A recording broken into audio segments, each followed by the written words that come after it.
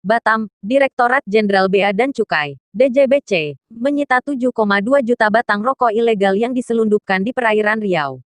Untuk diketahui, dalam peristiwa penangkapan para penyelundup rokok ilegal ini, seorang pengusaha di Kepri tewas tertembak. Satgas Patroli Laut Bea Cukai kemudian membawa 2 unit HSC tanpa awak berisi rokok ilegal yang jumlahnya lebih dari 7,2 juta batang, kata Direktur Kepabeanan Internasional dan Antar Lembaga Ditjen Bea dan Cukai Syarif Hidayat dalam keterangan tertulis yang diberikan Kepala Humas DJBC Kepri Arif Ramadan kepada Detikcom, Sabtu, tanggal 16 Januari tahun 2021. Jutaan batang rokok tersebut, menurut Syarif akan menimbulkan kerugian negara Rp 7,6 miliar jika bisa diselundupkan.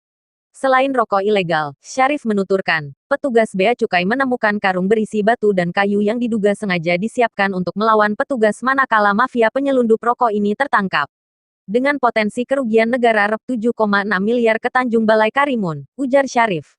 Dalam keterangan tertulis itu disebutkan, Bea Cukai bersama aparat penegak hukum terkait akan melakukan pendalaman dan pengembangan kasus dari hasil tangkapan yang berhasil disita, termasuk asal-muasal rokok ilegal, pelaku-pelaku yang terlibat, bahkan pemilik atau penyedia speedboat pembawa rokok ilegal tersebut. Sebelumnya diberitakan tertembaknya pengusaha asal Kepri dalam kegiatan pengejaran mafia penyelundup rokok ilegal oleh Bea Cukai disebut karena situasi mendesak. Dia mengatakan petugasnya dilempari molotov oleh penyelundup rokok ilegal. Syarif mengatakan kapal Bea Cukai bernomor lambung BC 10.009 dengan dibantu kapal BC 15.040 dan BC 15.041 mencoba menghalau kedua speedboat penyelundup. Saat itu anak buah kapal, ABK, kedua speedboat disebut hendak melawan petugas yang sedang memeriksa salah satu kapal speedboat penyelundup yang berhasil dikuasai pihak Bea Cukai. Selanjutnya, sambung Syarif, datang belasan orang menggunakan kapal pancung yang sengaja disiapkan untuk melindungi 4 speedboat penyelundup. Mereka disebut melempari kapal BC 10.009, BC 15.040, BC 15.041, dan speedboat yang sedang diperiksa petugas Bea Cukai dengan bom molotov, mercon, serta kembang api. Syarif menyampaikan saat itu petugas Bea Cukai sudah melepaskan tembakan peringatan beberapa kali. Namun belasan orang yang baru datang menyerang petugas dengan senjata tajam sambil berupaya naik ke speedboat yang sedang diperiksa Bea Cukai. Syarif mengatakan, dalam speedboat yang sedang diperiksa, hanya ada 4 petugas Bea Cukai.